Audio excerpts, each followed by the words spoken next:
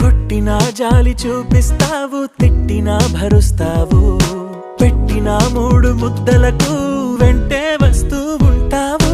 బంధాలకు భాషెందుకు కావాలి భావాంతరం, అయినోళ్లతో పోలిస్తే నీదే పెద్ద గుణం. ఓ చార్లీ వెళ్ళకు ఎప్పుడు దూరంగా ఉండై నాతోనే, ఇలగిలగా వెలుగే వచ్చింది నవ్వుల మెల్లగా. చార్లీ